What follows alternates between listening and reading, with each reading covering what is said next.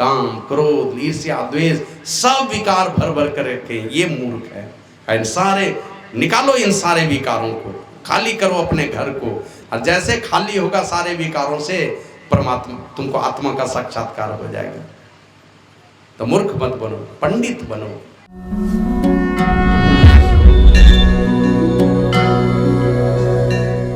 और बहू के लिए भी आदेश, आप लोग जानते हैं देवी सीता जब वन में गई थी तो उनकी माँ ने कुछ उपदेश किया था ससुराल जाने के पहले, और उसमें जो स्मरणीय है, जो याद रखना चाहिए लोगों को, यही कहा था, सास ससुर गुरु सेवा करहु। अपनी बेटी को कहा, सास ससुर गुरु सेवा करहु, पति रुख लखी आयस अनुसरहु। ए मेरी पुत्री, जाना ससुराल, सास ससुर की सेवा करना, और उतने में तुम्हारे जीवन का कल्याण नहीं है, उसके साथ में दूसरा क्या लगाया, ये नहीं कहा कि हम लोगों को याद करते रहना, वहां जाके सास ससुर की सेवा करना, लेकिन उसमें तीसरे नंबर में दिया गुरु की सेवा करना, क्योंकि बिनु गुरु भव निधि तरह न कोई, रामचरितमानस में। और पति रुख लखी आयस अनुसरो, पति का रुख देख करके देख लेना क्या चाह रहे हैं पति, बोले बिना ही तुम उनके भाव को समझ करके उस प्रकार का रुख देख करके तुम उसका अनुसरण करना। देवी सीता के विषय में जानते हैं ना, जब वन को गए हैं, केवट ने पार कर दिया गंगा जी को, पार करने के बाद अब राम जी मन ही मन लज्जित हो रहे हैं। क्यों लज्जित हो रहे हैं? कुछ नहीं है पास में, केवट को कहाँ से देंगे उतराई, कहाँ से देंगे कुछ किराया नाव का, अब लजा रहे हैं वो। और देवी सीता के हाथ में थी ना अंगूठी, कौन सी अंगूठी थी जानते हैं? माता कैकेयी जब सब कपड़ा उतरवा रही थी, सब आभूषण उतरवा रही थी ना राजमहल में, तो उन्होंने हाथ जोड़ कर कहा था, माते ये वाली अंगूठी मत उतरवाओ, ये मेरे श्री राम की निशानी है, मुझे बहुत प्यार है इसे, ये मत उतरवाओ, और सब ले लो। सब कपड़े दे दिए थे, लेकिन वो वाली अंगूठी नहीं दी थी। अब इतना प्रेम था उस अंगूठी से। लेकिन वहां देखा हमारे पति जी, हमारे पति श्री राम, ये लज्जित हो रहे हैं, भीतर भीतर जो है ना शोकित हो रहे हैं ये, तो इनकी प्रतिष्ठा को बचानी चाहिए। तो अंगूठी निकाल करके नाविक को अपने नहीं दिया है, देवी सीता ने खोला और क्या किया, वो अंगूठी किनको दिया? प्रभु श्री राम के हाथ में। अपने से भी चाहती तो दे देती, बहुत लोग करते नहीं इसी तरह, अपने मन से आगे बढ़ के कुछ कर लिया, नहीं किया ऐसा, अपने पति के हाथ में दिया। जो अंगूठी ससुराल में नहीं उतारी माता के कहने पर, लेकिन पति की बेइज्जती होने लगी तो अंगूठी उतार के पति के हाथ में दे दिया। तो पति रुख लखी आयस अनुसरो, इस तरह की बातें। तो वही है कि ये उपदेश किया माता कैकेयी के सामने प्रभु श्री राम ने दुनिया के लोगों के लिए। वो बेटा बड़भागी है जो माता पिता के वचन का पालन करने में सदैव रत रहता है। और पिताजी के पास गए तो पिताजी को जाके क्या कहते हैं, पिताजी आप इतने दुखी क्यों हो गए? अरे ये आप आदेश कीजिए और आप रोइए मत, आप कोई बहुत बड़ा पाप नहीं किए हैं। आपका बेटा आपकी बात को सच साबित कर देगा, झूठा नहीं बनने देगा। क्योंकि पिताजी की बात झूठी हो गई तो अब बेटा को चिंता होती कि मेरे पिताजी की बात अगर सत्य हो गई तो पिताजी नरक में चले जाएंगे। राम जी कहते चाहे जो मेरे पिताजी वचन दे दिए उस वचन का पालन मैं करूंगा। और राजा होने के नाते आप आदेश दीजिए, को डर करके मत बोलिए। आप अयोध्या के राजा हैं, जिसमें इस राज्य का भला होगा वो आदेश दीजिए। आप हम आपका है, आपके राज्य की एक प्रजा है, राजा होने के नाते आप हमको आदेश कीजिए, माने लिखित रूप में आदेश दे दीजिए, राजा के तरफ से आदेश दे दीजिए बन जाने का। डरिए, लजाइए, शर्माइए मत और रोइए मत, इस तरह चिंता मत कीजिए, और मैं आपके आदेश का पालन करके आऊँगा तो हमारा जीवन सफल हो जाएगा। और यही माने इस प्रकार की दीवार खड़ी हुई थी उनके यहाँ। अगर ये धर्मात्मा बेटा नहीं रहता तो शायद राजा दशरथ को नरक में जाना पड़ता, बात झूठी हो जाती तो नरक में जाना पड़ता। धर्मात्मा बेटा उनके घर में था, उस बेटे ने पिताजी को नरक में जाने से बचा लिया। चले गए वन को, वह बोला मैं आपके आदेश का पालन करके 14 वर्षों के बाद अपना जीवन सफल करके आऊँगा।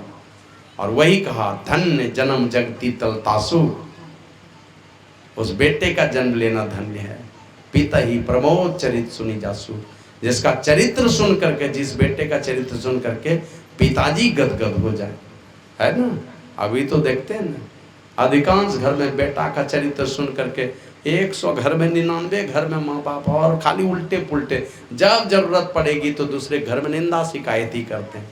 कारण तो कुछ न कुछ है, उस कारण को हमेशा हर घर में तलाशने की आवश्यकता है। इतनी बड़ी दुश्मनी की दीवार खड़ी हुई लेकिन चारों भाई टस से मस नहीं हुए, है ना। जो दुश्मनी की दीवार खड़ी की थी, यही कहा था कई को, अरे राम राजा बनेगा तो तुम तो दासी बनोगी, कौशल्या बनेगी राजमाता, तुम तो साधारण आदमी बन करके रह जाओगी, और जब तुम्हारा बेटा राजा बनेगा तो कौशल्या दासी बन करके रहेगी, तुम राजमाता हो जाओगी। तो इस प्रकार दुश्मनी की दीवार खड़ी की, लेकिन चारों भाई ट्रस्ट से मस नहीं हुए। और चारों भाई को कौन किसने समर्थन दिया? चारों की धर्म पत्नी ने भी दिया, हिलने नहीं दिया, चाहे धर्म की रक्षा में जितना कष्ट उठाना पड़े। अब सोचिए ना, भरत जी हैं नंदी ग्राम में कुटिया बना करके, अयोध्या के बाहर मेन गेट के बाहर गड्ढा खोद करके कुटिया बना के रहे हैं 14 साल, और उनकी पत्नी कहाँ रही है? अयोध्या में।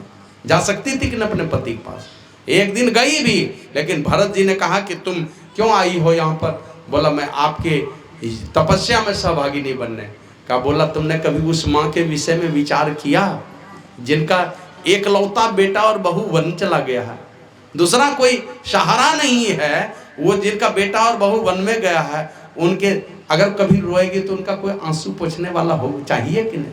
कोई शरीर में थकावट होगी और कुछ होगा तो उनका सेवा करने वाला कोई चाहिए कि नहीं?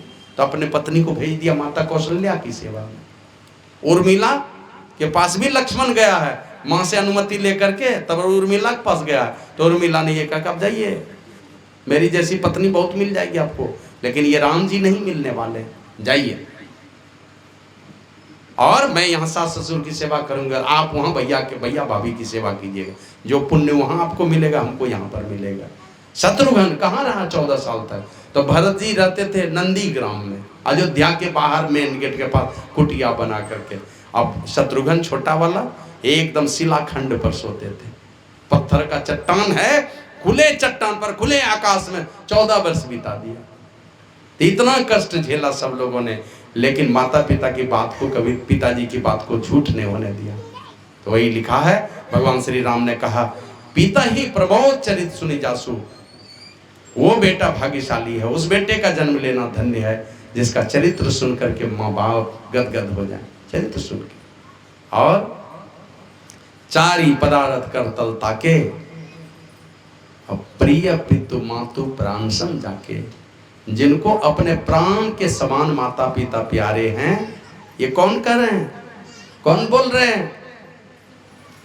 मैं नहीं, मर्यादा पुरुषोत्तम भगवान श्री राम।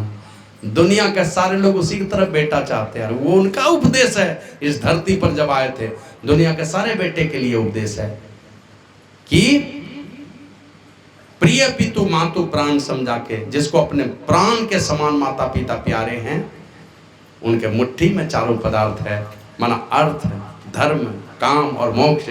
जीवन में कभी अर्थ की कमी नहीं होगी। और जो माता पिता में अपने भगवान को खोजता है, कभी वो धर्म से च्युत नहीं हो सकता है, वो धर्म की तरफ आगे बढ़ेगा। और धर्म एक ऐसा विशाल वट वृक्ष है जिसके छत्र छाया में सारी कामनाओं की पूर्ति होती है, सारी इच्छाओं की पूर्ति होती है। और जिस दिन सारी इच्छाओं की पूर्ति हो गई, उस दिन एक ही इच्छा रह जाती है कि मुझे सारे दुखों से मुक्ति मिल जाए, मन परमात्मा का चरण मिल जाए, मुझे वही मुक्ति का धाम है, वो भी उनको जीवन में नसीब हो जाता है। तो इसीलिए बाल बच्चे जिनको ये सोच है अपने माता पिता के प्रति, और हमारे शास्त्र हमारे पूर्वज ऐसा करके गए हैं, उसमें भक्त भगवान श्री राम आए कि श्रवण कुमार आए, ये सब कुछ लोगों की कथा सुनते हैं। भक्त प्रहलाद के जीवन को पढ़ते हैं ना, पिताजी ने कितना दुख दिया उनको, लेकिन कभी पिताजी के विरुद्ध एक शब्द नहीं बोले, कभी नहीं। परिणाम क्या हुआ? परिणाम प्रहलाद के जीवन का क्या परिणाम हुआ? भगवान स्वयं चले आए नरसिंह रूप धर करके, और यही कहा मेरे पिताजी का उद्धार कर दीजिए। तो क्या कह रहे, एक पिता के उद्धार की बात करते हो?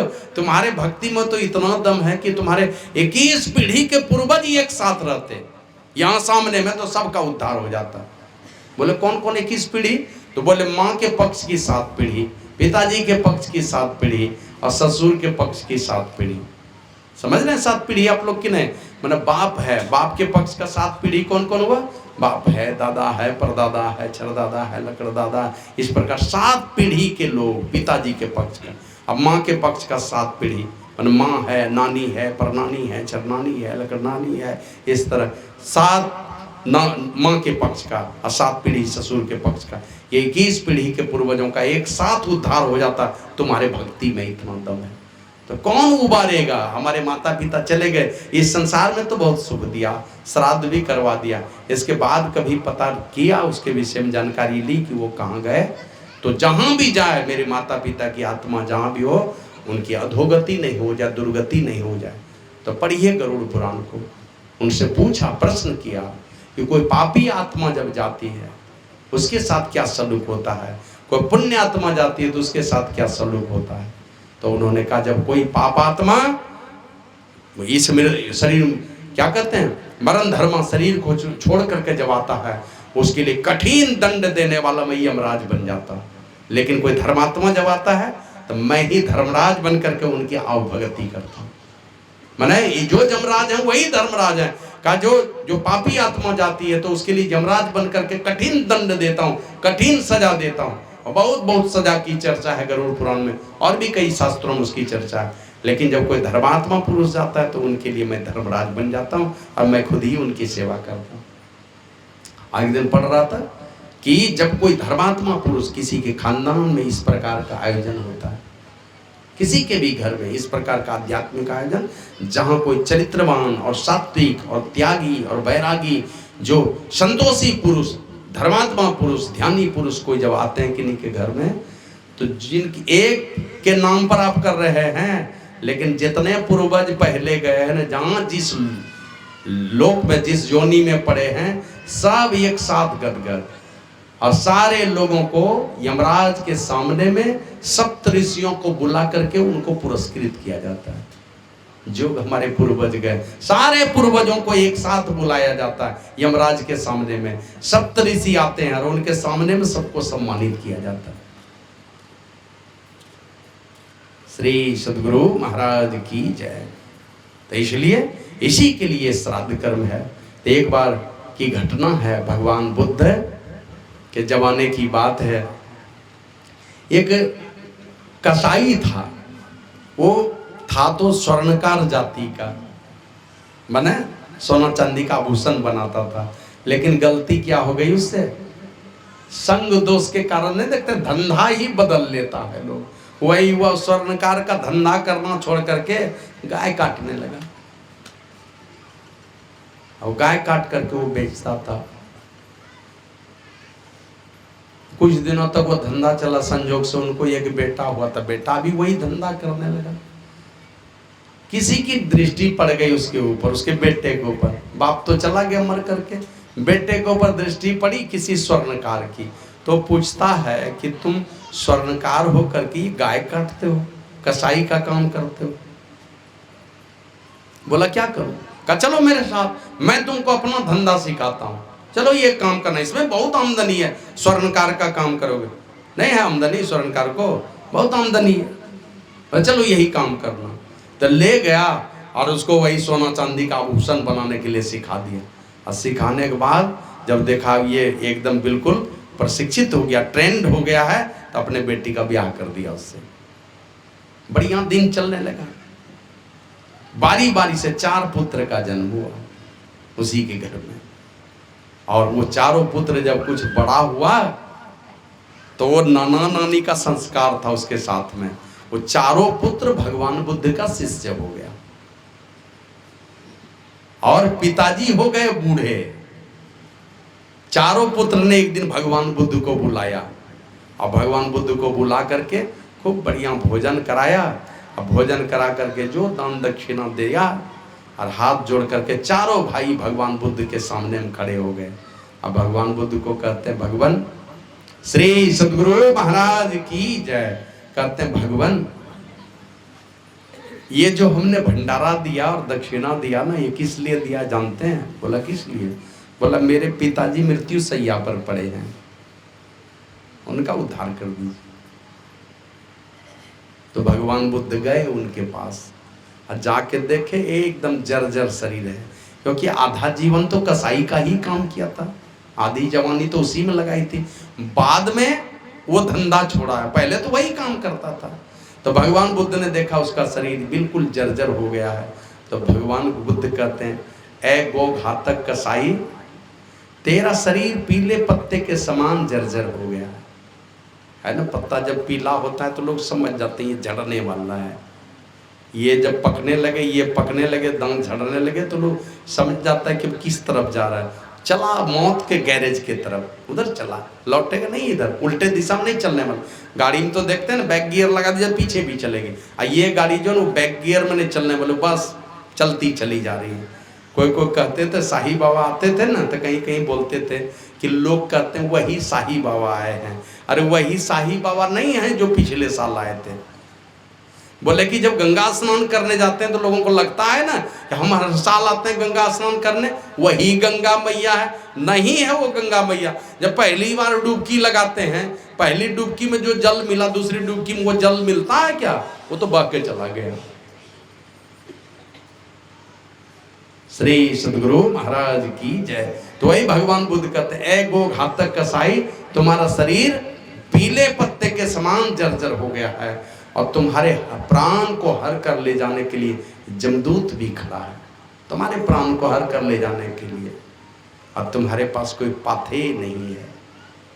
पाथे मन समझते हैं, रास्ते का खाना, जो रास्ते में खाएंगे, रास्ते के लिए पूंजी। कहीं यात्रा करते हैं तो कुछ ले लेते हैं खाना पीना बना के, पता नहीं किस को होटल में ठहर सकेंगे कि नहीं ठहर सकेंगे। 24 घंटा तो ट्रेन में ही रहेंगे, पता नहीं ट्रेन में कौन भोजन मिलेगा नहीं मिलेगा। तो लोग घर में बनवा लेते हैं 1-2 टाइम का, सत्तू ले लिया कि लिट्टी बनवा लिया, ये सब कुछ ले लेते हैं।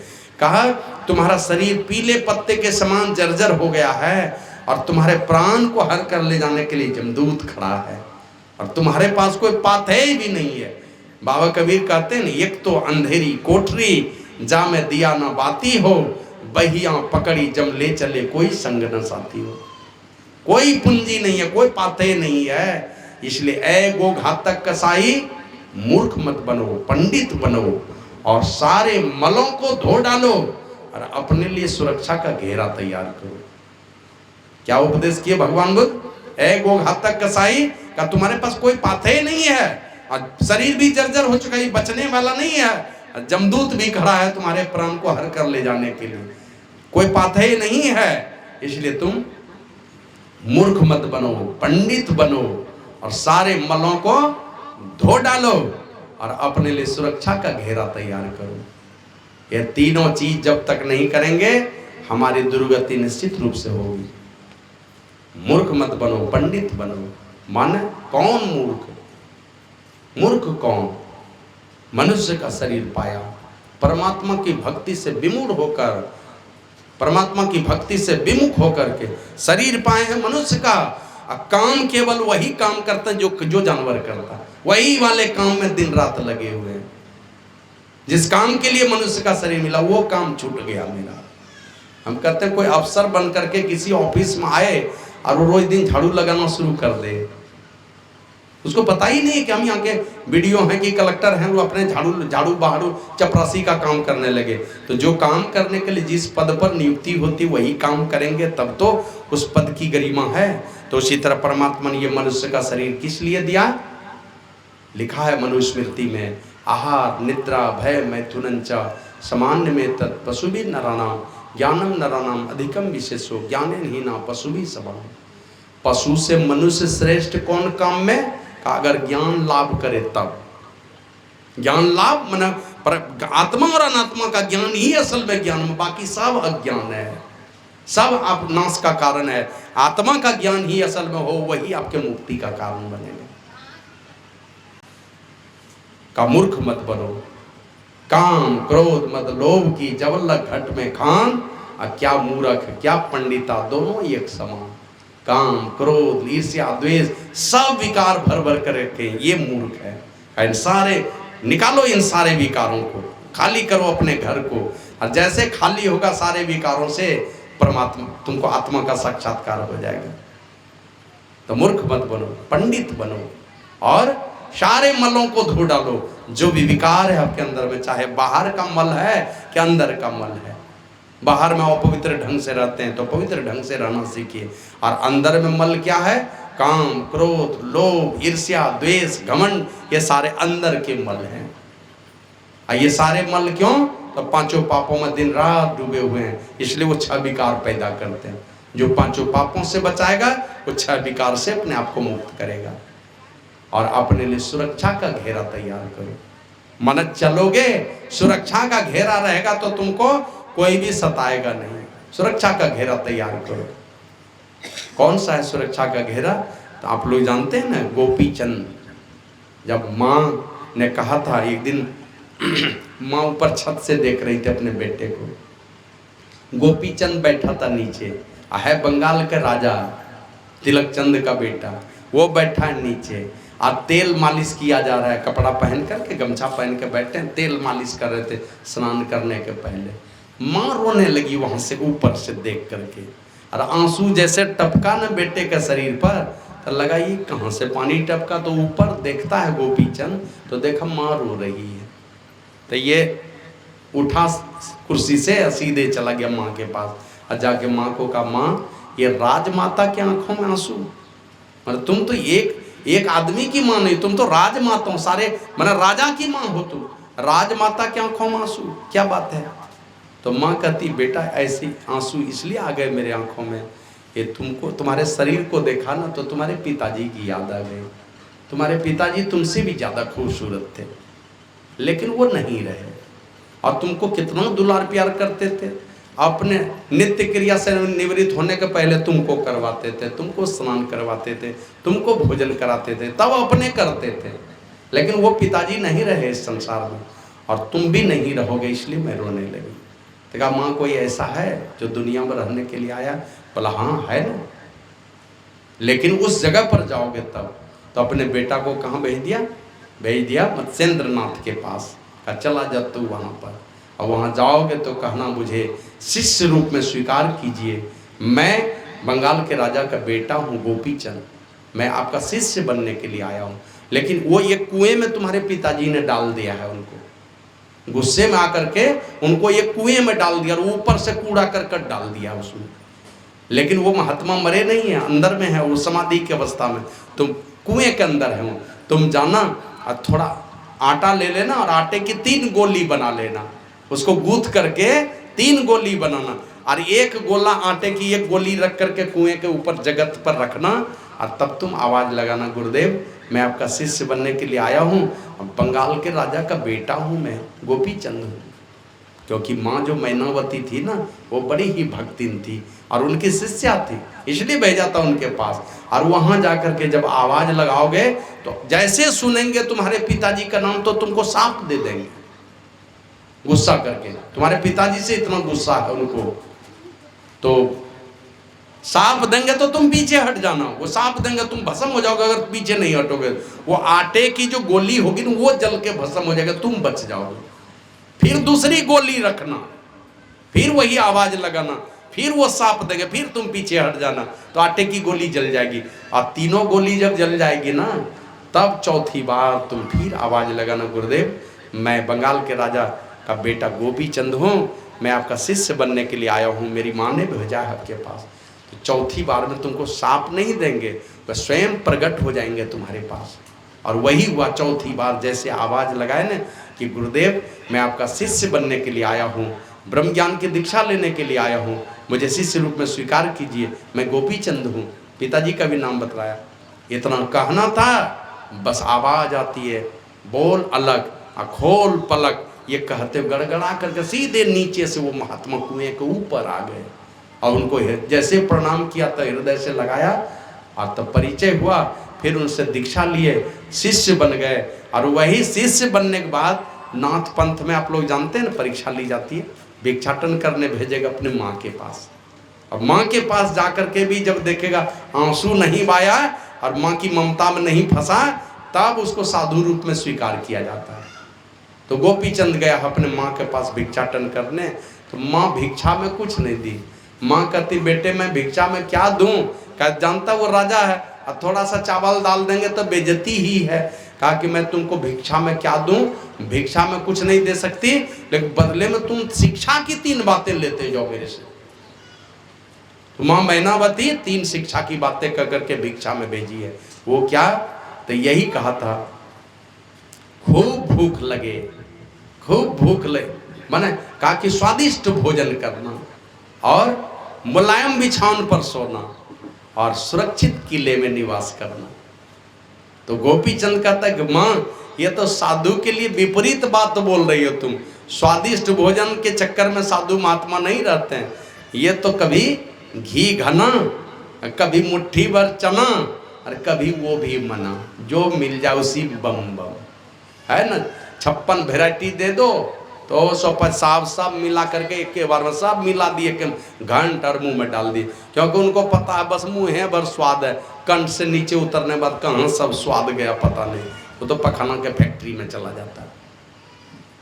तो कहा कि ये स्वादिष्ट भोजन, ये तो साधु के लिए विपरीत बात। और मुलायम बिछावन, साधु महात्मा तो जैसे तैसे बिछावन पर सोता है, कोई नहीं मुलायम बिछावन पर सोता है। क्योंकि याद है ना गोड्डा में हमने कहा था, कोई भी आदमी सुविधा भोगी बन करके कोई बड़ा आदमी नहीं बन सकता। सुविधा भोग करने वाला कोई साधु नहीं हो सकता। बढ़िया भोजन, बढ़िया बिछावन, सब कुछ बढ़िया बढ़िया, और शरीर को कष्ट नहीं देने वाला, शरीर को नहीं तपाने वाला है, वो आगे बड़ा आदमी नहीं बन सकता। चाहे वो साधु हो, गृहस्थ हो, राजा हो, विद्यार्थी हो, उसमें खास करके साधु और विद्यार्थी, इसका तो त्याग और तपस्या से भरा हुआ जीवन है। क्योंकि जब तक सफलता नहीं मिलती है तब तो एकदम कठोर जीवन होना चाहिए इनका। तो बोला कि ये मुलायम बिछावन ये साधु के विपरीत बात है। और मजबूत किले में रहना, साधु में मजबूत किले में रहता है। तो बोला बेटा तुम समझ नहीं सके, जब खूब भूख लगे तो उसमें जब भोजन करोगे तो सब भोजन स्वादिष्ट लगेगा, और नहीं तो कितना हो बढ़िया भोजन देगा, भूख नहीं है तो वो भोजन बेकार लगेगा। और कहा कि मुलायम बिछावन पर, कहा जब बहुत नींद आए तब तुम सोना, तो जहां सोओगे वहीं नींद आ जाएगी। देखते हैं ना शादी जिस रात में होती है, दूसरे दिन देखिए घर की बेटी बहू लोगों का कोई बिछावन गद्दा कोई नहीं खोजने वाला, जिधर में कहाँ पलटी मारेगी पता नहीं, जहां मन तहां नींद जाए। कोई बोरा, कोई चावल के बोरा पर सोएगी, कोई कहाँ, इसी तरह नींद आ जाती है तुरंत, क्योंकि रात में जगी हुई जो रहती है। का उसी प्रकार जब खूब नींद आए साधना करते करते, उसमें जहां सोओगे तो पता ही नहीं चलेगा, लगेगा मुलायम बिछावन है। और ये सत्संग जो है, सत्संग का जो गढ़ है, यही मजबूत किला है। गुरु महाराज लिखते हैं, सत्संग गढ़ में वास हो, भव पास क्या करे। भव का कोई बंधन नहीं लगे जो सत्संग रूपी किले में निवास करता। तो इसलिए ये पिताजी चले गए यहाँ से उनके मुक्ति के निमित्त। वो कसाई के मुक्ति के निमित्त चारों भाई ने कहा कि मेरे पिताजी का उद्धार कर दीजिए। तो भगवान बुद्ध जा करके कहते सारे मल्लों को धो डालो और अपने लिए सुरक्षा का घेरा तैयार करो। हमारे गुरु महाराज कहते हैं, सर्व क्षण गुरु मन जौ में ही रहे। सदैव गुरु के मन में गुरु को डेरा डाले हुए हैं। कहा तो ही छेड़ेगा न काल, तुमको काल छेड़ने के लिए भी नहीं आएगा। बाबा गोरखनाथ कहते हैं, काया हंस संगी हुए आवा। ये काया मन शरीर, हंस मन जीवात्मा, ये दोनों एक साथ आता है इस संसार में। जाता जोगी कि नहु नहीं पावा। जाते तो सब हैं, लेकिन जब जोगी लोग जाते हैं ना तो कि नहु नहीं पावा। मन जमदूत और देवदूत दोनों में से कोई नहीं पकड़ सकता उसको। जमदूत उसको जमलोक नहीं ले जा सकेगा और देवदूत उसको स्वर्गलोक नहीं ले जा सकेगा, उसकी पकड़ ही नहीं है। जो जोगी होते हैं, जोगी माने जो दोनों दृष्टिधारों को जोड़ने की कला जानता है, संतों से सीखे हुए हैं, या अपने की जोगवारी करने वाला जो सदैव अपने को सुरक्षा के घेरे में रखे हुए, उसको कभी भी देवदूत और जमदूत दोनों की पहुंच ही नहीं है ना। हम लोग देखते हैं एक चीज कोई चीज ऊपर फेंकते हैं तो वो जाती ऊपर क्या, थोड़ी दूर जाके फिर नीचे चली आएगी। लेकिन नासा के वैज्ञानिकों ने पता किया, पहले तो न्यूटन ने पता किया कि प्रत्येक कोई भी चीज है, पृथ्वी गुरुत्वाकर्षण बल के चलते किसी चीज को अपने केंद्र की ओर खींचती है। तो हम फेंकते हैं, पृथ्वी के गुरुत्वाकर्षण बल के कारण वो चीज नीचे चली आती है। लेकिन नासा के वैज्ञानिकों ने पता किया कि किसी भी चीज को यहाँ से इतनी ताकत से भेज दो ऊपर कि एक ऐसी जगह है, वहां जाने के बाद नीचे से पृथ्वी का गुरुत्वाकर्षण बल और ऊपर से चंद्रमा का गुरुत्वाकर्षण बल, दोनों के बीच में, उसको मध्याकर्षण केंद्र कहते हैं। बीच में अगर कोई वस्तु चली जाए तो न वो वस्तु ऊपर जाएगी न वो वस्तु नीचे आएगी, बीच में रहेगी। और उस केंद्र को भी अगर पार कर जाए तब तो वो समान नीचे आने ही वाली नहीं है। तो उसी प्रकार देवदूत और जमदूत, उन दोनों की पहुंच ही नहीं है कि किसी जोगी को पकड़ करके ला सके यहाँ से। जो जोगवारी करेगा, जो दोनों दृष्टिधारों को जोड़ने की कला जानता है, उसको देवदूत और जमदूत न जमलोक में ले जा सकेगा न स्वर्गलोक में ले जा सकेगा, वही परमात्मा के पद में प्रतिष्ठित होता है। भगवान बुद्ध कहते हैं तुम्हारे पिताजी अभी तुरंत यहाँ से शरीर छोड़े सीधे स्वर्गलोक में जाकर के प्रकट हुए, मानो उस महात्मा का दर्शन करके शरीर छोड़े थे। और शास्त्रों में लिखा है कि जो महात्मा को देख करके शरीर छोड़ा उसकी दुर्गति नहीं हो सकती, या लाश को लेकर के जा रहा है, किसी महात्मा की दृष्टि पड़ गई उस पर, वो भी दुर्गति से बच जाता है, उसको भी सदगति हो जाती है। और किसी महात्मा ने नहीं देखा, लाश जलते हुए किसी महात्मा ने उसके धुएं को भी देख लिया, उससे भी सदगति होती है। श्राद्ध में कोई महात्मा आ जाए उससे भी सदगति होती है, और श्राद्ध में नहीं आया, बरखी में आ गया, उससे भी सदगति हो जाती है। और वहां तो भगवान बुद्ध को देख करके शरीर छोड़ा है, तत्काल स्वर्गलोक में जाकर के जन्म हुआ। वही कहते हैं वो बेटा बड़भागी है जो कहा धन्य जन्म जगती तलतासु पिता ही प्रमोद चरित सुनी जासु। इस प्रकार का बेटा ऐसी परिस्थिति पैदा करे घर में जिससे माता पिता की सदगति हो जाए। तो माता पिता को सदगति कौन देगा? तो हमारे गुरु महाराज कहते थे 1000 बार भी तुम्हारा बेटा बहू कुछ भी कर देगा, कोई भी श्राद्ध कर्म कर देगा, उससे ज़्यादा भला होगा ये शरीर छूटने के पहले ही तुम अपने मुक्ति का जतन कर लो। अपने मुक्ति का जतन अपने से जो काम कर लोगे, बदले में 100 बार भी श्राद्ध करेगा, उससे जो अच्छी गति हुई उसका भरोसा छोड़ करके तुम अपने से वो परिस्थिति तैयार कर लो। तो ये सोच करके घर में, जिस भी घर में बाल बच्चे के अंदर में ये प्रेरणा उठती है, ऐसी प्रेरणा जिस घर में कोई भक्त बालक हो जाता है, उस भक्त बालक के भक्ति के प्रताप से उनके माता पिता की सदगति और ये दुर्गति से बचते हैं और सदगति को प्राप्त होते हैं। और इसीलिए वो माता सुमित्रा कहती है अपने बेटे लक्ष्मण को, जब माँ के पास अनुमति लेने के लिए गया है, तो वही कहा, हे बेटे, अपने बेटे को अपने बेटे को देख करके उन्होंने कहा, राम प्राण प्रिय जीवन जी के स्वार्थ रहित सखा सभी के, गुरु पितु मातु बंधु सुर साईं, गुरु पितु मातु बंधु सुर साईं, से यही सकल मानी यही सकल प्राण, से यही सकल प्राण की नाई। ए मेरे पुत्र, ये 6 जो है ना, गुरु माता पिता भाई देवता और स्वामी, कौन कौन? गुरु माता पिता भाई देवता और स्वामी, ये 6 की सेवा किस प्रकार मानना चाहिए? अपने प्राण के तरह इनकी सेवा, माता की सेवा, पिता की सेवा, गुरु की सेवा, परमात्मा की सेवा, अपने घर में भाई की सेवा, देवता की सेवा, अपने प्राण के समान। और वही गुरु महाराज इसी की चेतावनी देते हुए कहते हैं, दिन बीतत जावे आयु खुटावे, भजो भजो प्रभु नाम। लोगों के भरोसे मत रहो, वो काम कर लो इस संसार में जिससे तुम्हारा परम कल्याण हो जाएगा। देवर्षि नारद से पूछा, आश्चर्य क्या है? कौन सा चीज आश्चर्य है? का आश्चर्य यही है। ऐसे यक्ष युधिष्ठिर वार्ता में युधिष्ठिर से पूछा था आश्चर्य क्या है, तो उन्होंने कहा था, दिन रात जीव मर मर कर जम का घर भर रहे हैं, और शेष लोग जो इस संसार में हैं वो ऐसा ही काम करते हैं जैसे लगता है उसको यहीं पर रहना है। जगत बाबू चले गए, अब घर में सब समाज में सब मशगूल हैं, लगता है कि अब हमारी बारी नहीं आने वाली।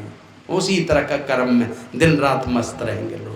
कहा कि नहीं नहीं, यही सबसे बड़ा आश्चर्य है कि जीव रोज दिन मर मर कर जम का घर भर रहे हैं, और शेष लोग इस प्रकार इस संसार में रहते हैं जैसे लगता है उसको यहीं पर रहना। देवर्षि नारद से पूछा था आश्चर्य क्या है? का बस यही आश्चर्य है, ये भगवत नाम 1 पैसा लगना नहीं है। भगवत नाम लेने में कोई दुकान में चले जाइए, ऐसे किसान के यहाँ जाइएगा ना, है ओ पंडित जी 2 ठो मुरई उखाड़ियो, हाँ हाँ ठीक है चले, नहीं मना कर। 2 ठो भुट्टा लिया, अच्छा ठीक है।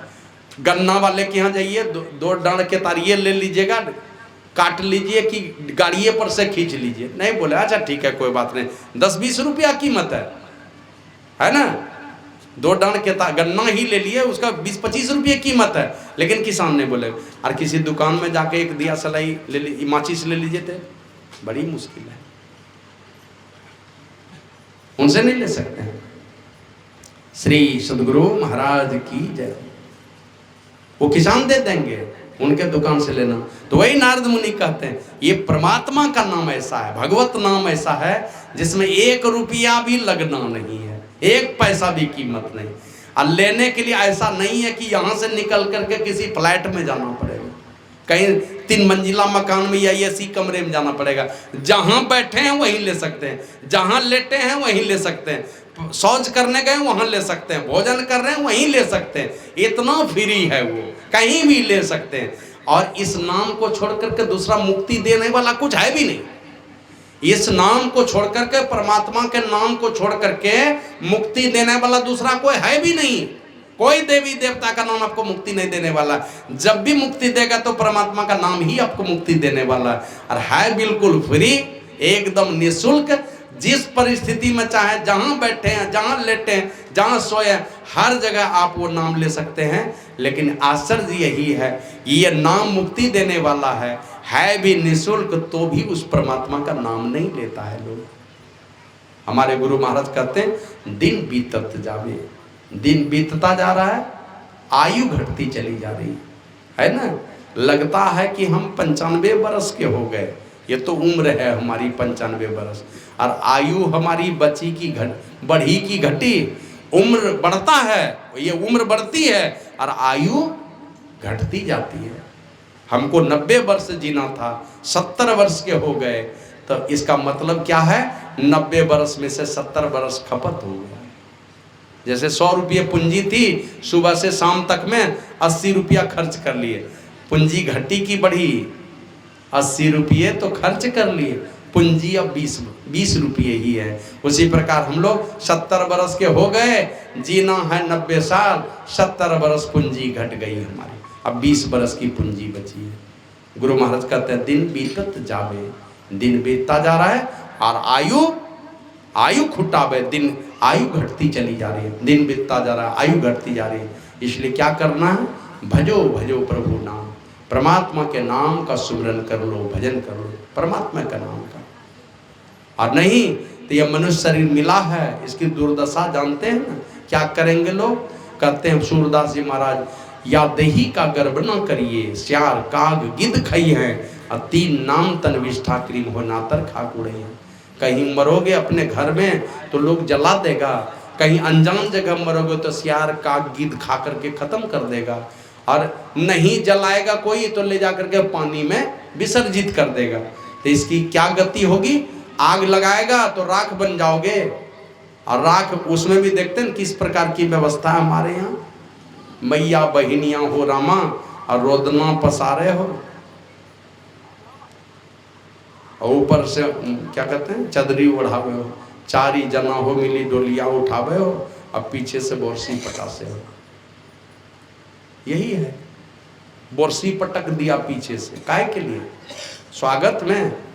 अभी देखते हैं ना जगत बाबू को माल्यार्पण करवाए हम लोग, तो माल्यार्पण ही को बोरसी पटकना, वो धमकाना है कि आना नहीं तुम मेरे घर में, इसीलिए बोरसी पटका जाता है कि अब बस रिश्ता नाता खत्म, अब उधरे रह जाना, इधर लौट के नहीं आना।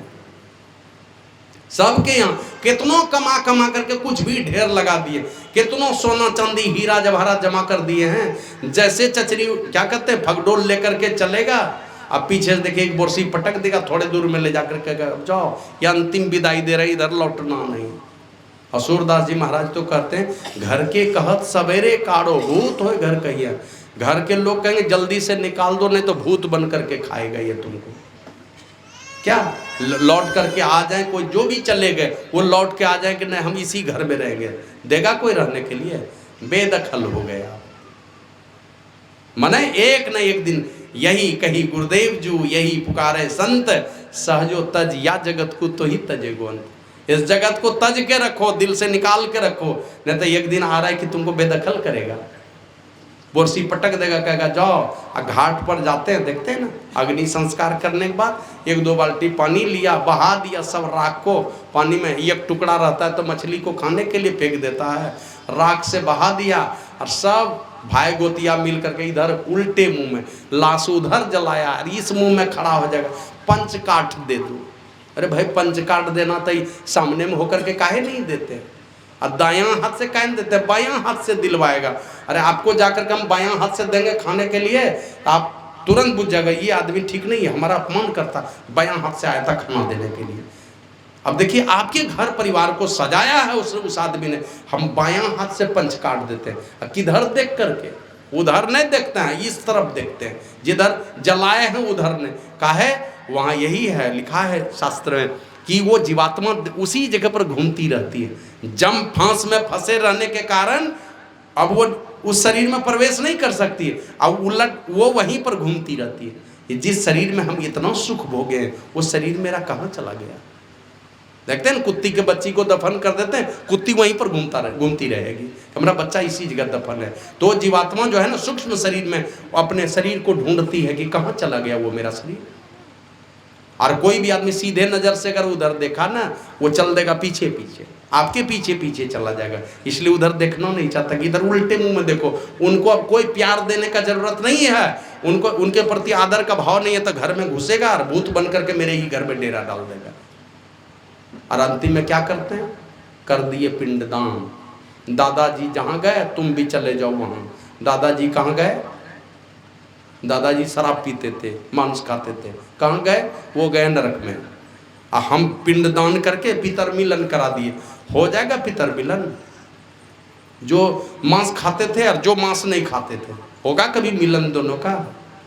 लेकिन करेंगे क्या, पंडित के पास उतनी ही क्षमता है, बस वहीं भेजने की क्षमता, दूसरा कोई क्षमता नहीं है उसके पास में।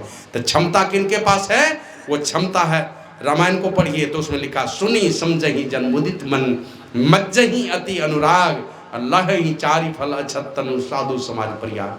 जो साधु समाज रूपी प्रयाग में जाकर के उनकी बातों को सुनेगा, आनंद मन से समझेगा उनकी बातों को और अपने जीवन में उतारेगा, वही शरीर रहते चारों फल पाएगा, अर्थ धर्म काम और अंतिम मोक्ष पाएगा।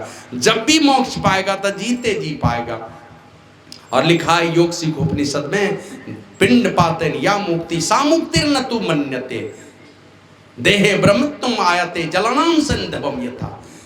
ये जीवात्मा जो है ना, जिस दिन परमात्मा में मिलकर एकम एक हो जाए, किस तरह कहते हैं, जिस प्रकार पानी और नमक मिलकर के एक हो जाता है, इस तरह जिस दिन ये जीवात्मा परमात्मा मिल जाए तब मुक्ति है। नहीं तो बीच में लटका हुआ है वो, जिस दिन वो स्थिति आएगी। तो ये किनको सामर्थ्य, जब तक संतों की बातों को सुन करके उनके बताए रास्ते से अपने आप को परमात्मा से जोड़ने की कोशिश नहीं करेंगे, तब तक आपकी मुक्ति नहीं होने वाली है। तो हमारे गुरु महाराज कहते हैं, वो सूरदास जी महाराज कहते हैं, घर के कहत सवेरे काढ़ो भूत होए घर कहिए, अजू मूढ़ करो सत्संगत संतन में कुछ उपैया। अरे मूर्ख, अभी भी चलो संतों की संगति में, वहाँ जाओगे तो कुछ चीज ऐसी पाओगे ना जो कभी छूटेगा नहीं, सदा सदा की वो पूंजी दे देंगे, ऐसी जड़ी दे देंगे साधु महात्मा, ये जड़ी तुमको अधोगति में नहीं जाने देगा और ये जड़ी तुम्हारा साथ भी नहीं छोड़ेगा। जब तक मुक्ति नहीं दिलाएगा तब तक तुम्हारा साथ भी नहीं छोड़ने वाला। इसलिए गुरु महाराज हमारे कहते हैं, दिन बीतत जावे आयु खुटावे, भजो भजो प्रभु नाम। उस परमात्मा का नाम का स्मरण कर लो, वही परमात्मा की भक्ति ही तुम्हें मुक्ति दिलाएगी।